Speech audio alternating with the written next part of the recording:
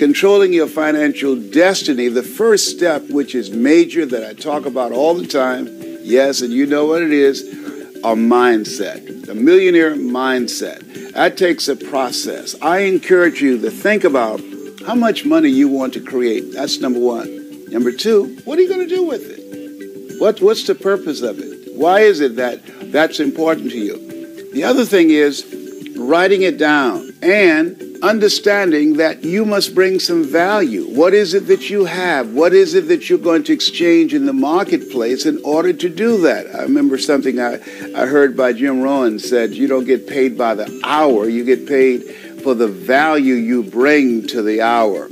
So you have to train your mind to serve you. Dr. Carter G. Woodson said, if you can determine what a man shall think, you never have to concern yourself with what he will do. He said, if you can make a man feel inferior, you never have to compel him to seek an inferior status, for he will seek it himself. And if you can make a man feel justly an outcast, you never have to order him to go to the back door. He'll go without being told. And if there's no door, his very nature will demand one. And so engaging in this process of training your mind. Well, how do I do that, Les? One of the things I encourage you to do that I did for years and still do today, train yourself to read 30 to 40 pages of something positive every day to train your thinking. See, we can't control the thoughts that come in our minds, but we can control the thoughts that we dwell on.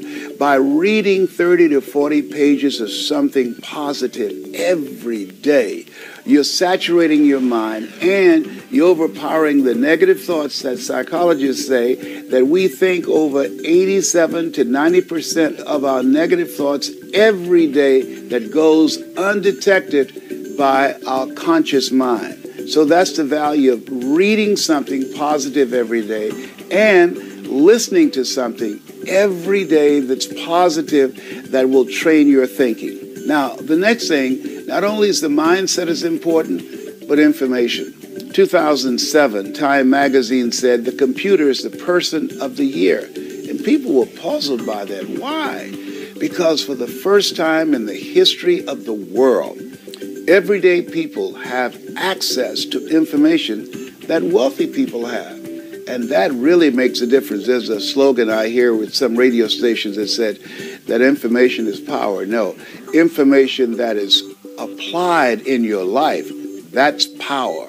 And so you now have access to information that can help you to build and design the kind of life that you want, that you can learn anything that you so desire. You could just Google it, and there it is, available at your fingertips. The next thing is a network. The man who's still around today that I love is Dennis Kimbrough. He said, if you're the smartest one in your group, you need to get a new group. In order to create wealth and control your financial destiny, it's important that you have a network of friends that you can learn from, that you can grow from, friends that can help you to begin to access parts of yourself that you don't know right now, friends who have contacts and relationships and resources that you don't have, people that you can learn from, that you can grow from. You want to develop a network of friends. My mother used to say, if you run around with 9 broke people, I guarantee you, you'll become number 10. So you want friends that have more than you, people that will challenge you, that will bring some value into your life. The next thing, not only a network of friends that's important, but dedication. See, if you are casual about your goals and dreams, they will never happen. You have to dedicate yourself. How you spend your time tells me who you are. See, there's a difference between working from 9 to 5 to working from 5 until you faint. You've got to be willing to dedicate yourself to do whatever is required. A.L. Williams had a saying that I love very much. All you can do is all you can do. And all you can do is enough. But make sure you do all you can do. And so in creating your financial destiny and controlling it, it requires dedication. The next thing is system. There's no secret to success. There's a system.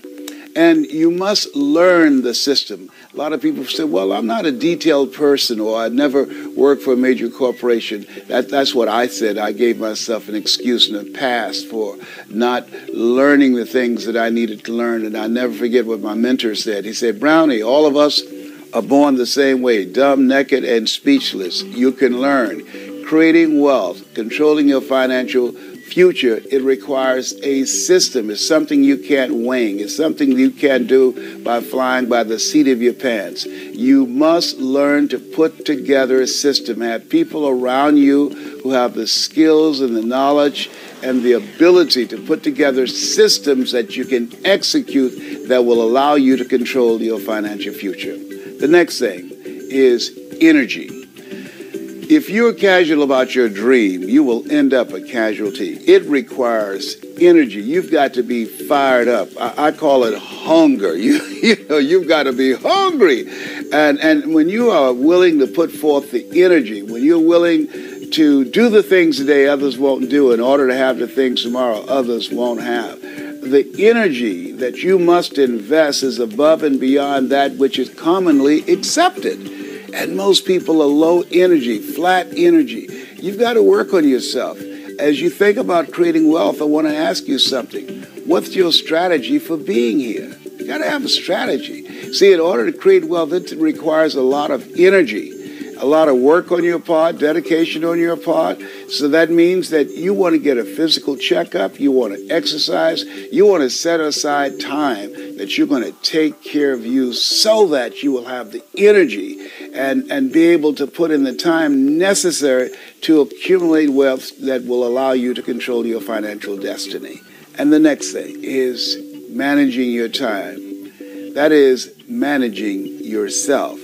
Time is important. And so where are you putting your time? How are you using your talents, abilities, and skills?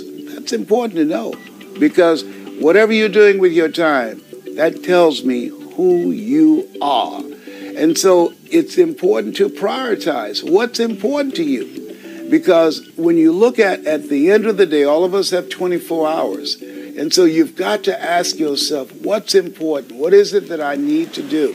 One of the things that I encourage you to do is get a list of something that you know that if you do these things, and I'll say, let's say get a list of 7 things that you know that these are 7 action steps that will move you in the direction of your dream. Now, when you get ready to go to sleep at night, think about what is it you want to get out of the day that's coming up. The next day, most people are just trying to get through the day. You want to get something out of the day. And so you list 7 things that's important to you that would move you closer to your dream.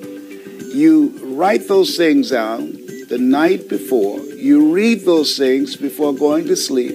And when you get up the next morning, you read those action steps and you start working immediately on those action steps. And don't do anything else until you have checked them all off to make sure that you've got that done. If you make a habit of doing that, of taking the 7 most important action steps that will move you closer to your dream, of the 7 steps of creating financial independence, if you do that, you'd be surprised how fast you'll be able to reach your goal. You'll be surprised how fast you'll be able to accumulate wealth and control your financial future. Okay, let's talk now financial independence. Let me first give you my definition of financial independence. Number 1, the ability to live from the income of your personal resources. This should be every person who lives in a free country, especially a capitalistic country. This should be everyone's goal, to someday be able to live from the income of your personal resources. Now, how many resources you need, right, depends on how you want to live. But if you wish to live modestly, it doesn't take all that many resources over a fairly brief period of time to have enough resources to live modestly. If you wish to live more lavishly, of course, you need to accumulate more resources. But that's my view of financial independence, so that you can live from the income of your resources. Now, here's what else that does. Now you can choose the work you do. Now you can choose to work or not work. Now you can work not because you have to, but because you want to. When we talk to kids about financial independence, we say, do what you have to as quick as you can so you can do what you want to as long as you can. Next key phrase. Economics is major. Everybody should major in economics because it's such a vital part of your life. A paycheck is so vital because, first of all, it provides for you and the family's survival. Second, it provides for the opportunity of success. Some people feel we shouldn't spend that much time talking about money, but we really should. Someone says, well, you know, money is the root of all evil. Not true. Here's what it really says. The love of money is the root of all evil. And I'm sure everyone here has dispensed with the idea of falling in love with money because that serves no purpose. Here's what's noble, what money can do. The projects it can support. The relief from debt it can create. Building a financial wall around your family nothing can get through. So economics is major. The key, of course, is what you do with it. If you earn a lot, you should give a lot. Key phrase from antiquity, here's what it says. If you've been given much, now much is required. If you've been given great responsibility, much is required. If you've been given much wealth, now much is required. Everyone has to solve this about the money to go for. Should you go for the money? Should you go for success? You should earn as much as you possibly can in the reasonable time devoted to economics, job, business. Reasonable time devoted to economics, job, business, future, enterprise. With that enterprise and with that job, the key is to earn as much as you possibly can as you balance your life with everything else. Not at the sacrifice of your friendships, not at the sacrifice of values, not at the sacrifice of integrity, not at the sacrifice of wiping out other values in your life, but within balance of everything. Go as far as you can, earn as much as you can, share as much as you can. Jot this question down. Is it possible in America to multiply your income by 10? Kids would be fascinated with this question. Is it possible to multiply your income by 10? And the answer is, of course, yes. Could you repeat that after me? Yes, of course. That helps to emphasize it. That's called exclamation point. And kids with wide eyes will say, is that right? Can you start at the bottom and someday multiply your income by 10? The answer is, of course, of course, of course. Now, if you multiplied it by 10, can you think of anybody that makes $500 an hour? I'm telling you, the Beverly Hills lawyers where I live make at least $500 an hour. Now we've multiplied income by 10 again. Would it be possible to multiply your income by 10 and then multiply it by 10 again? Now, see, that's a little weak. I'm trying to make you believers. To those that believe, here's what Scripture says. All things are possible. There isn't anything that's impossible. The most incredible things are possible to believers. Not hopers. Not hopers. Believers. Wow. $500 an hour. Would it be possible to multiply your income by 10 again? Of course. $5,000 an hour? What do you suppose I get paid? I'm telling you, it's possible to multiply your income by 10 and then by 10 and then by 10. I lecture with Norman Schwarzkopf, the old general. Guess what he gets paid for his speech? $65,000 for 1 hour. $65,000, not $5,000. right? 65,000. I had lunch with Colin Powell, and I was on that speaking panel for one of those multi-speaker seminars. And I think he got paid like $70,000. It's a fun lunch with somebody that gets paid $75,000 for an hour.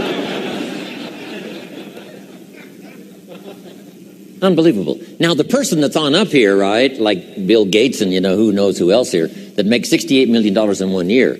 We say, well, is that legitimate to pay someone $68 million in 1 year? And the answer is, of course. If they helped the company make $1 billion last year, would the company pay them $68 million? And the answer is yes, it's chicken feed. It ain't that much. Key phrase to jot down, everything is relative. Everything is relative. What might seem like a lot now, I'm telling you, some time from now for you won't seem that much. You say, wow, I was a small thinker back then, thinking, $4,000 a month was a lot of money. $8,000 a month was really something. I remember those days when $8,000 a month was unbelievable. And then $15,000 a month. Wow, I couldn't believe it. How about $20,000 a month? Incomprehensible. And I flew on by that. How about $30,000 a month? I flew on by that. Unbelievable. How about 50? How about $80,000 a month? I remember when I went right on by. It was incredible.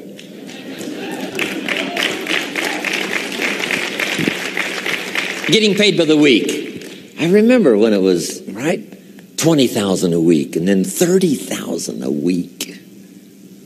How about $40,000 a week? How much property will they let you own? As much as you want, all you want and all you wish. Here's the country you live in. All you want and all you wish. That's about as good as we can make it.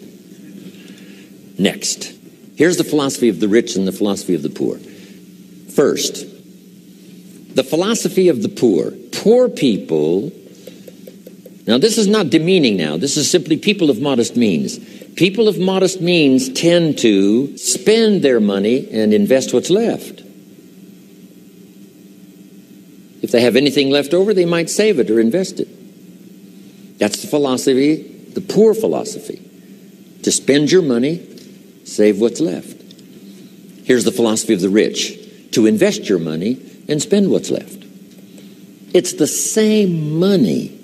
It's just a different attitude and a different philosophy. Either spend your money, save what's left, or invest your money, spend what's left. Now, here certainly is the better philosophy, to invest your money and spend what's left.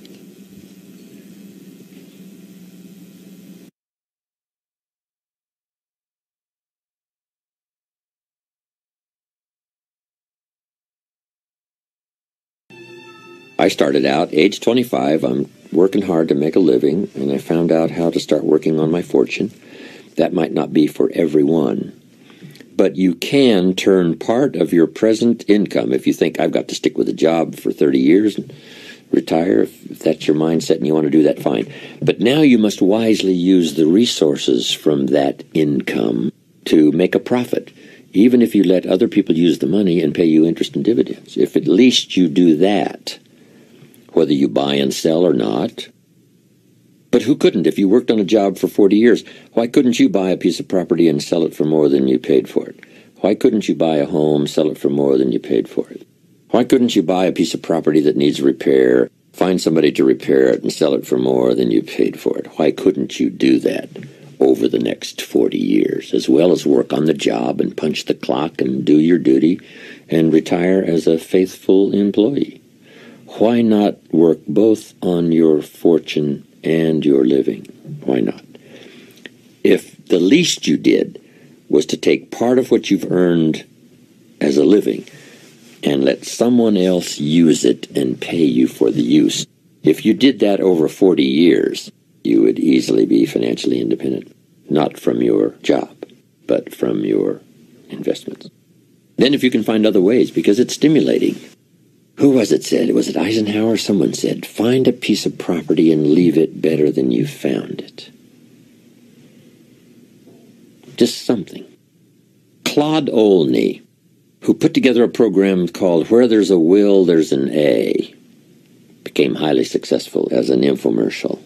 He came to my seminars years and years ago before he put that program together, and he said, I've got an idea. What do you think? I said, it's a winner. Sure enough, made him millions. He made money on every car he bought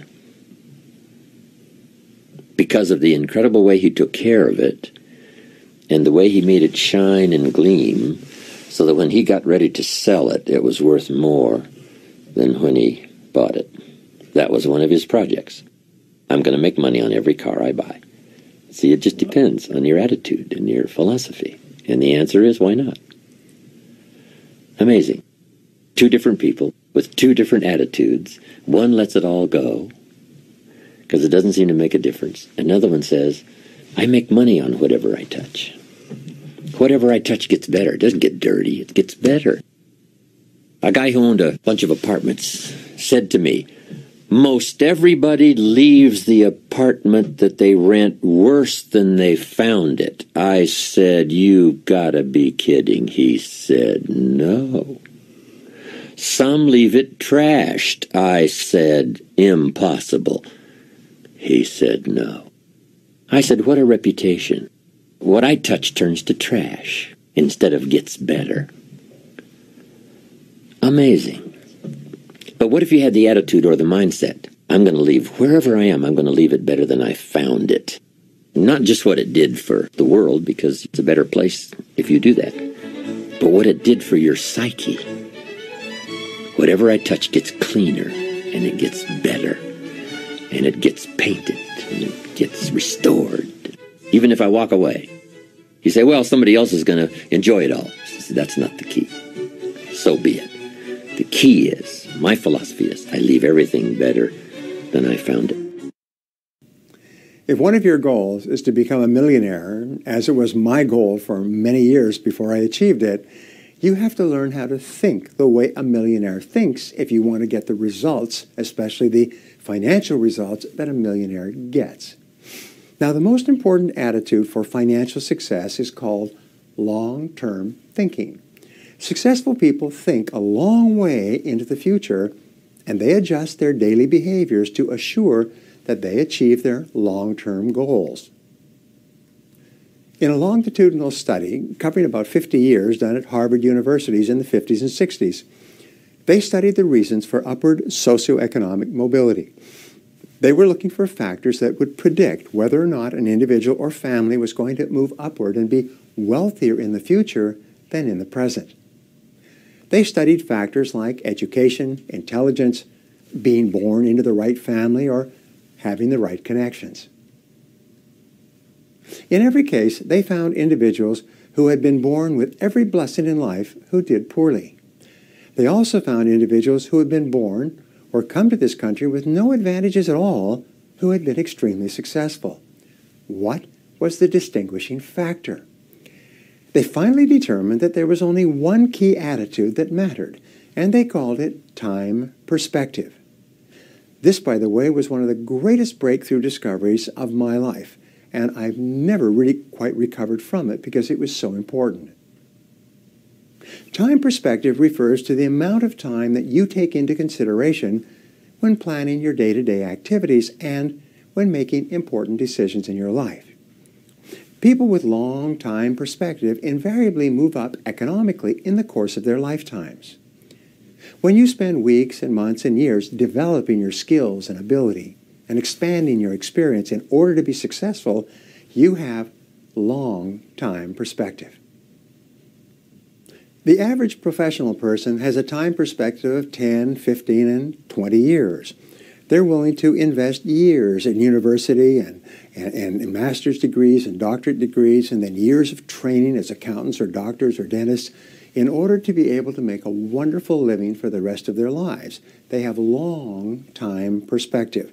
This is a characteristic of people who move up rapidly socioeconomically and financially in life. So begin to see that everything that you're doing today is part of a long time continuum, at the end of which you're going to be financially independent or financially unfortunate. People with short time perspective think only about fun and pleasure in the short term. They have what economists call the inability to delay gratification. They have an irresistible tendency to spend every single penny they earn and everything that they can borrow, thinking that the money will always be there and that life will last forever. When you develop long-time perspective, you develop the discipline to delay gratification in the short term and to save your money rather than spending it.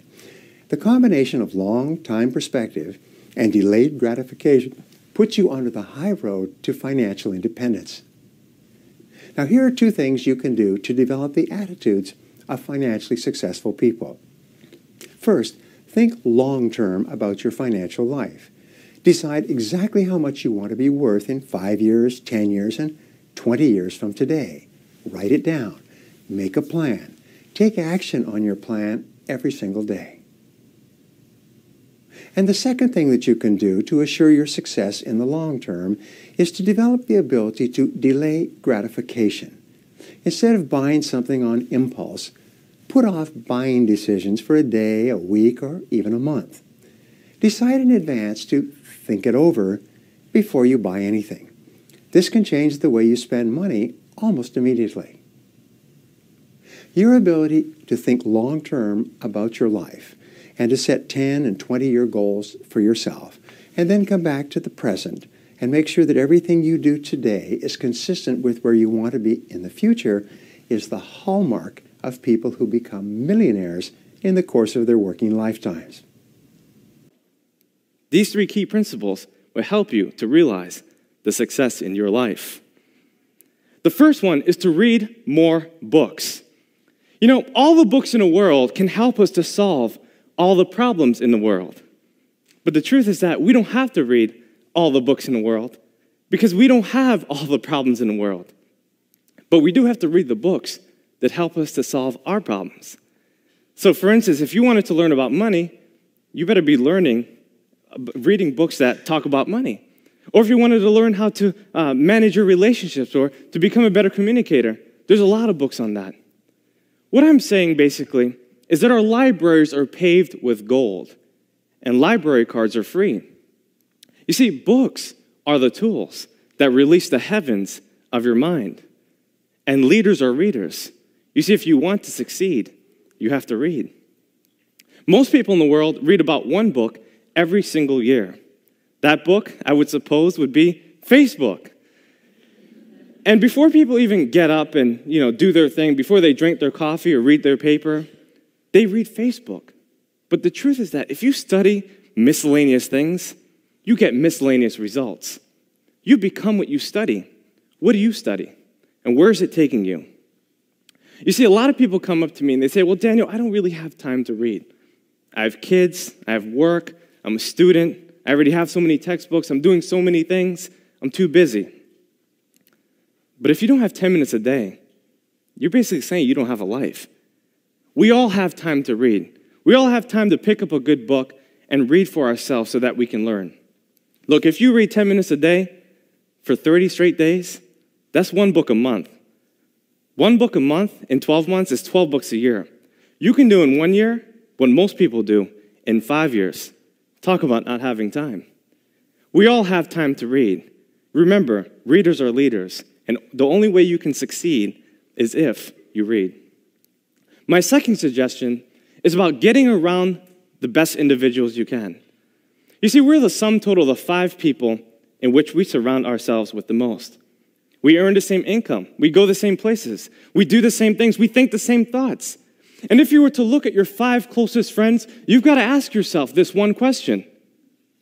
Who are my leaders and where are they taking me? In other words, are my leaders taking me to the place that I would most likely want to be? You see, if the answer is no, then you need new leaders. You need people who are inspiring, people that can help you, lift you up to the goals that transcend your own possibility and your thinking. You have to realize your goals, and you can only do that by getting around the right people.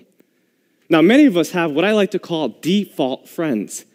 And default friends are basically people that we see around the neighborhood.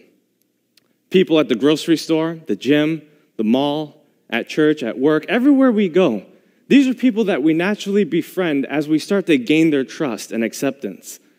And what tends to happen is that if you're a highly ambitious person and you have really high goals, a lot of these people can't help you reach your goals. So you have to look outside. You have to search for people. I'll give you an example. I had a friend, his name was John, and he was actually a plumber. And his father and him had a pretty successful business. At least it seemed like it. So I asked John, I want to start a business. What exactly do you think I should do? John pulled me to the corner. He said, Daniel, I don't think you want to start a business. 98% of businesses fail within the first 3 years. Then he proceeded to tell me about all the reasons why I couldn't do it and why it won't work. He told me how it was so hard working over 100 hours a week, how hard it was to manage payroll, and why the recession was holding him back from getting more clients. As he told me this, I became a little discouraged, a little dejected. And I went home and I thought about it.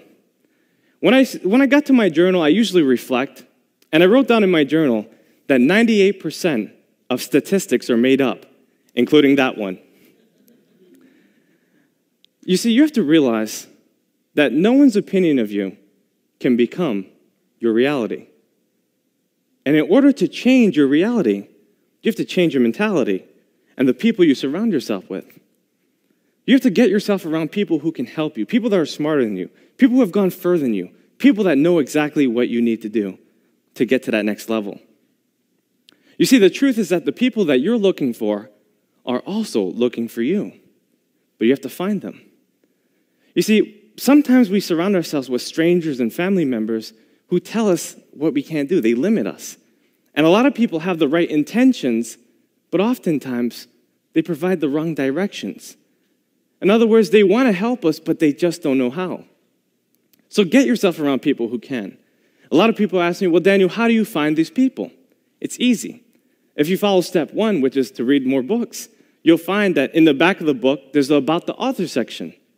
And what I used to do is I used to reach out to the authors. Thankfully, we live in a new millennium, which allows us to get on their social media, their websites, and so we can have a conversation with them. We can change by actually understanding what it is that they teach. And if we ask enough questions, we can make great progress in our life. Remember, the people you're looking for are also looking for you. So get yourself around those people. My last and final suggestion is to set higher goals. Because goals make you stretch. They help you to become more of who you are. And in this enormative conformity, so many people don't know how to set goals. They get confused about the process. A lot of people use New Year's resolutions.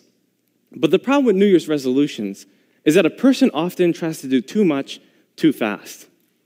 So let's say Doug wants to stop smoking. On December 31st, he says, I'm done. January 1st, I'm clean. Never again. You see, he hasn't created a plan of action to achieve his goals, and therefore it is unreasonable. Bucket list is something else that people do.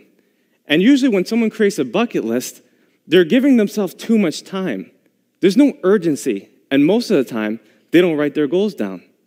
So what do you suggest? Well, I'm glad you asked. What I do suggest is for you to write your goals down. I believe that a dull pencil is better than a sharp mind.